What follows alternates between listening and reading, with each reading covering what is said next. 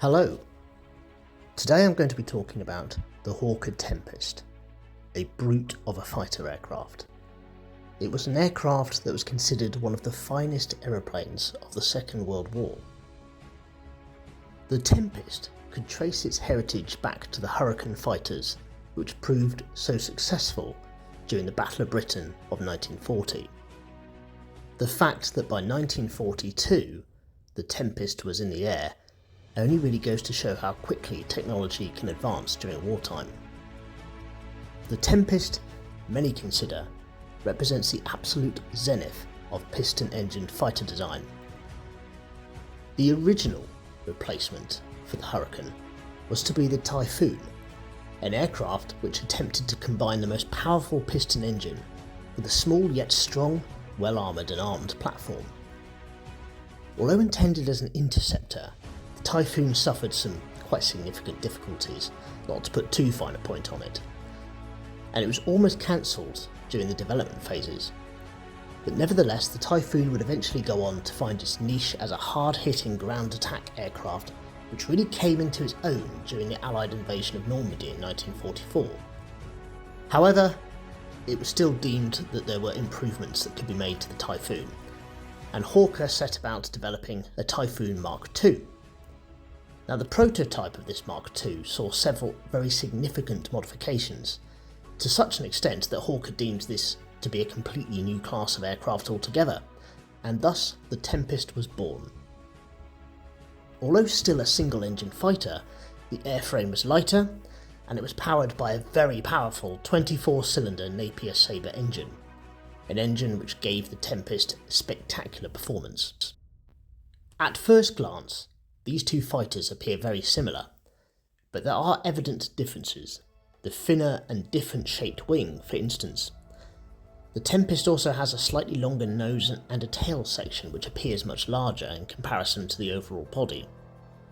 During the initial maiden flight in September 1942, the fighter achieved a top speed of 477 miles per hour.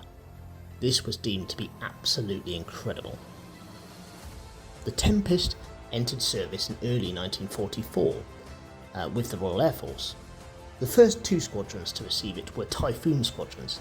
Now, the reason for this was that it was believed that pilots with experience of the powerful Typhoon would be required to handle the incredible power and speed of the Tempest, and they were correct. So what about the operational history of the Tempest? Well, prior to D-Day, in the early period of 1944, the Hawker Tempests were used in ground attack roles across Europe, and in many respects they completely outclassed their older sibling, the Typhoon.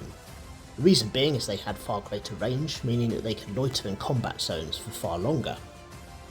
But as 1944 progressed, and towards the summer, the Hawker Tempests were held back for home defence duties, and certainly in the weeks that followed D-Day, all squadrons were kept on active alert back in the UK.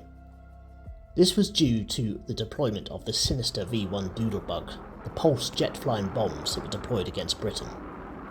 Now, the Tempest proved to be an excellent Doodle bug killer, using its superior speed to its advantage. Hundreds of Doodle bugs were taken out by Tempests, including 61 taken down by squadron leader Joseph Barry, who really did take the top tally for the kill rate from a Tempest.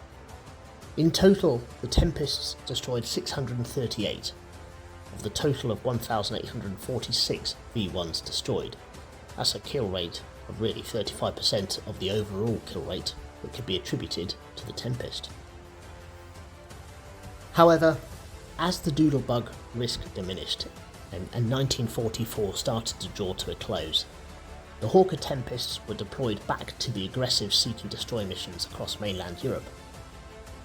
In December 1944, a total of 52 fighters were downed, 89 trains and countless military vehicles were destroyed, all for a loss of only 20 Tempests.